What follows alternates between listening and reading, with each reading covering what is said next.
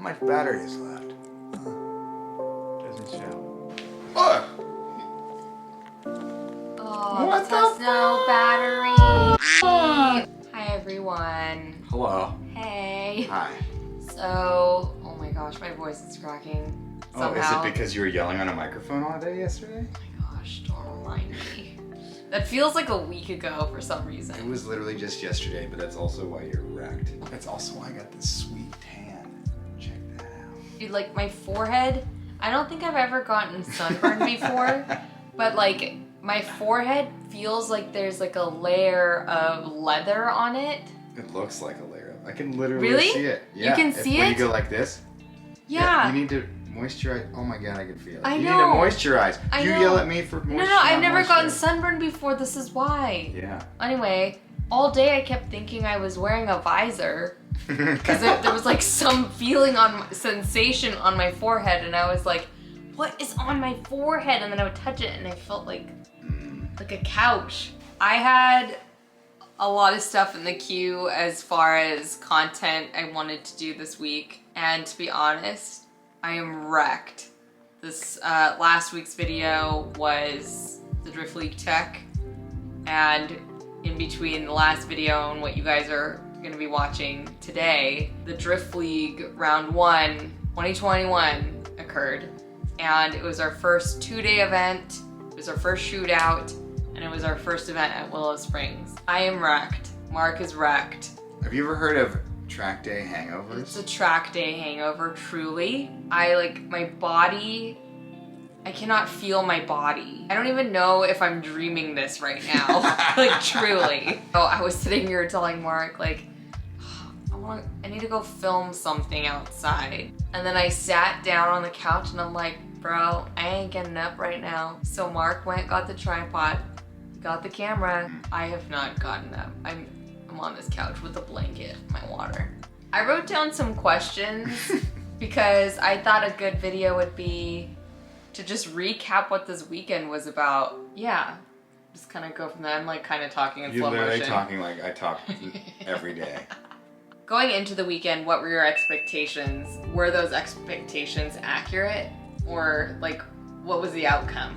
Well, I feel like balcony and Willow Springs is like the easy button. Everyone just, you're just like, oh, I've done that a million times. We got there and things were going really smooth, so I think it was good until it was time for competition. I was like, really? You think it went And then I got really confused because I'm still learning everyone's name and car number. I would say my expectations going in, I was nervous in a different kind of way. I feel like I was overconfident operationally, right? I was like, oh, we've been at Irwindale. Irwindale's a really tough venue to be at. It's big, we have to manage gate, we have to manage parking in the paddock area, we have to manage spectators. There's like so many things going on behind the scenes. Yeah. And I'm like, oh, I mean, I've hosted like private track days at Balcony, so I was just like, this is gonna be fine. I was nervous though about, I'm not gonna lie, I went in thinking like, oh, drivers aren't gonna respect the Drift League in the same way, because I had a belief that the only reason drivers liked us was because of Irwindale. I thought that's like what we had to bring to the table. I mean, I know we bring more to the table, but that was not like, giving yourself enough credit. no, but that was like a part of me. This was like the first of like, okay, let's see if people like want to drive with us. Like that was the first. But I will say the opposite happened. So the things I was really confident in, like operations wise, this was probably the most unorganized and like dysfunctional I have ever felt at an event. But I will say the things that I was worried about, like drivers not feeling like it was a special experience, that surpassed. I would say this was like even the best it's ever been. Like I felt so much love from the drivers. So my first question I wrote down was, how are you feeling today? Oh, you know what? I feel like I'm actually the 38 years old that I am. Out of all the competitors that were there, who had your favorite car? Oh, I think like right off the top of my head, I've always liked Aaron's car actually. Aaron Parker. Yeah, Aaron Parker's So car. the RX-7. Yeah, because Is it because of the Braps or? It's all the stuff. I think the livery, you know, actually his suit's dialed in. Like the whole show. The whole package is pretty. So what you're saying is you have a crush on Aaron. John Schaefer's is looking pretty clean with a nice clean livery and fancy wheels. I appreciate what he's doing, but definitely not my favorite. No. It's basic. It's an S14 with an LS. There's nothing cool about that.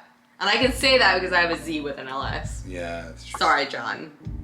I'm surprised you didn't say this one because this is the one I'm going with. I probably just forgot. Let's hear it. My favorite car was Joseph Jansen. Oh, that thing was so freaking crispy. Chef's fingers.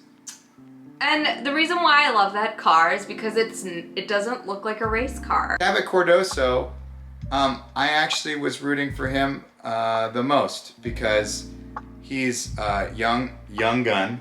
16. Who came out and he... From Georgia. And he was in the top 16. Beat John, he got to the top 8. Yeah, John choked. You know, Cabot did really well, and I was really, really impressed with that.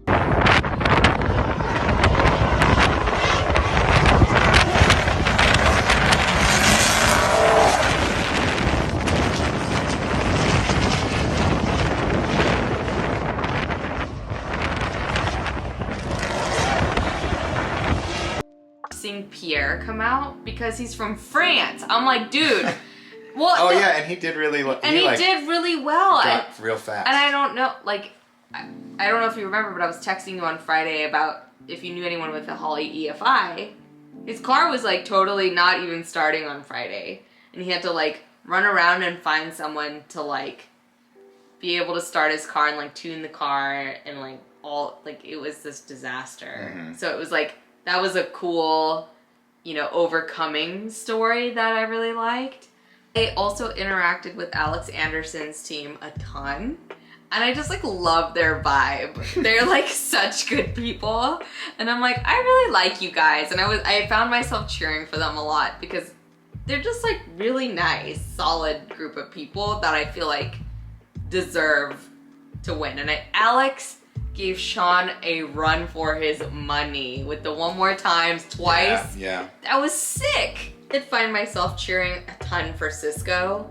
And the reason why is because I could tell he was just so grateful to be there. Like it was his first competition. He almost didn't make it because he hurt himself. He had an injured back, which I can relate to. You know, he has a, you know, he's in a Z, he's a 370Z.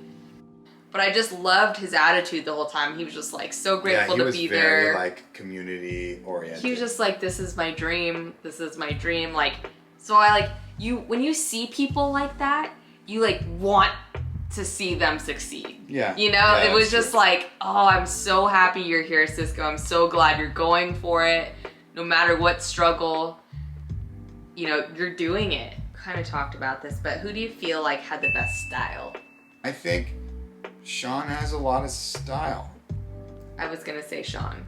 He has a lot of style. Sean's just like swag, swag, swag. You know?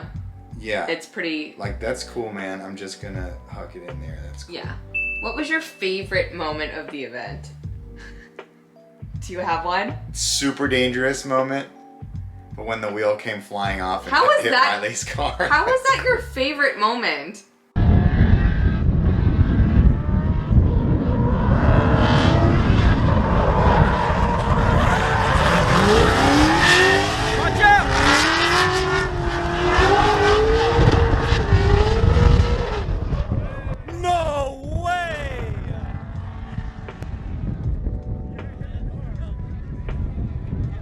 It's the most entertaining thing. That is so messed up. Truly my favorite moment. This is gonna sound cheesy, but it's like at the podium ceremony.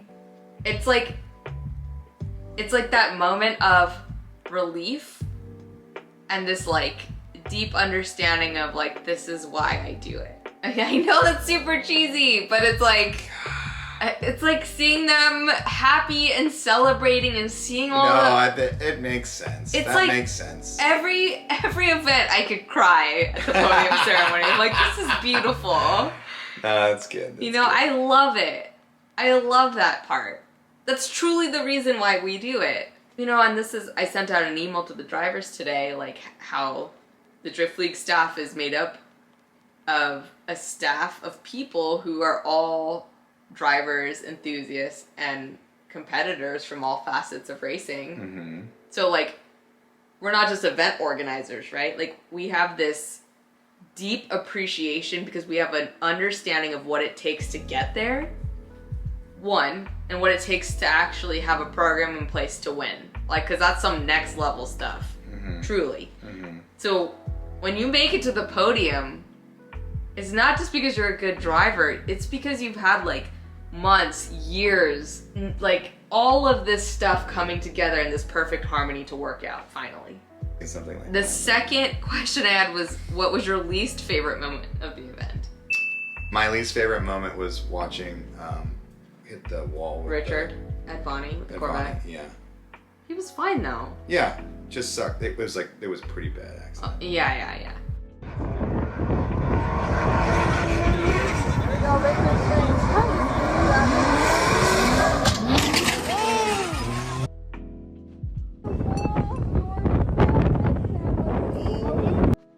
Like, But he had a really good attitude. No, I know, yeah.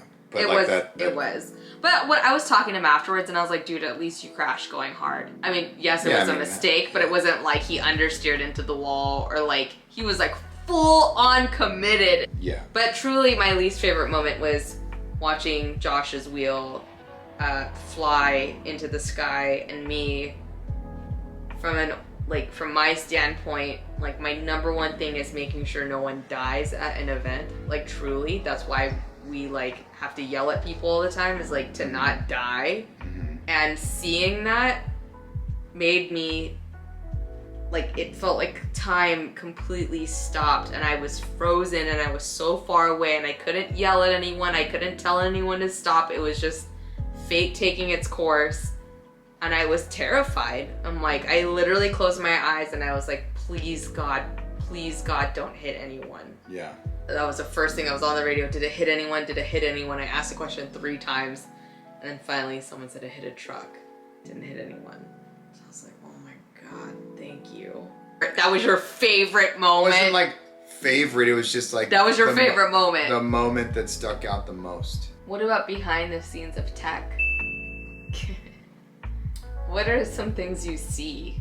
But actually, this event was actually pretty down. There weren't any major. There was just the one guy that wasn't able to run, but everyone else had solutions or like quick fixes. We did have one that we thought was a gas leak, and we're glad. It was an overfill, right? It was an overfill. Yeah. He had to come back 3 times. Want to confirm it was good.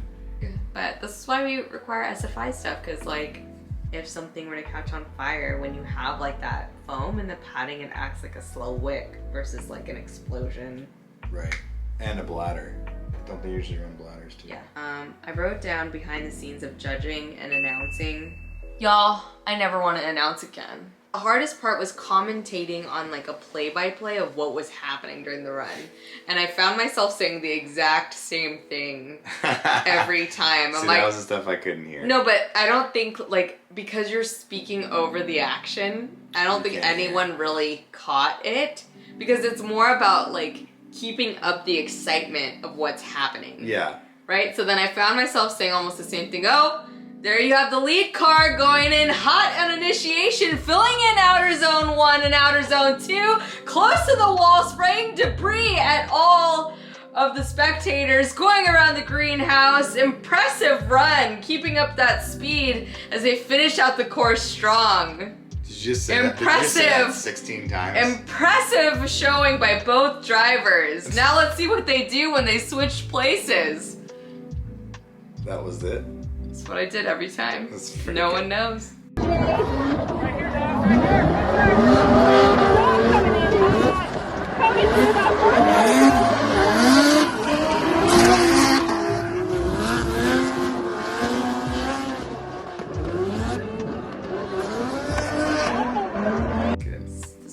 throat. Or it's screaming into the mic. I don't have a good announcer voice either. It was probably really annoying to listen to. Pretty loud. Not about loud, it's about like tone. I don't have a good tone. Yeah, tone and projection. Projection I have, tone not very good. Okay, let's close out this video with just one final thing. Advice. What advice do you have for drivers that want to come out to round 2 in October? Just bring out media people. Bring media people and build your own content and promote the fact that you're there and then hand it off to your sponsors. It's like a huge deal. I'd say my advice to drivers is utilize the people that are there for like education and training and mentorship. You know, I think what's special about the Drift League is accessibility to people. Like you have Mike Kojima that's there and like has been involved in FD for over a decade. If you have questions on like a sponsorship proposal or a sponsorship deck or anything like that, like I'm happy to help with that. Mark is like works at a manufacturer and can provide insight on what sponsors are looking for, like pick his brain. Like I feel like all of us there want to have these conversations. We like wish people would ask us these questions because we want to see people that are hungry for it. But yeah, I would say all in all, I'm actually really impressed and proud of the drivers for like being on top of tech and being professional and just being like really awesome. And on top of the driving too. I would say this is probably some of the best driving we've seen at the Drift League ever. Yeah, solid show, gang. We'll see you all in October. October 2 and 3. It's gonna come up way sooner than we think. I think about 4.5 months. Something like that. 2 weeks after our honeymoon. Right before that. 2 weeks after our honeymoon. Thanks for hanging out with us today on this super long video that I probably won't even edit. Yo, Gabba Gabba. Can you turn it off for me? I can't.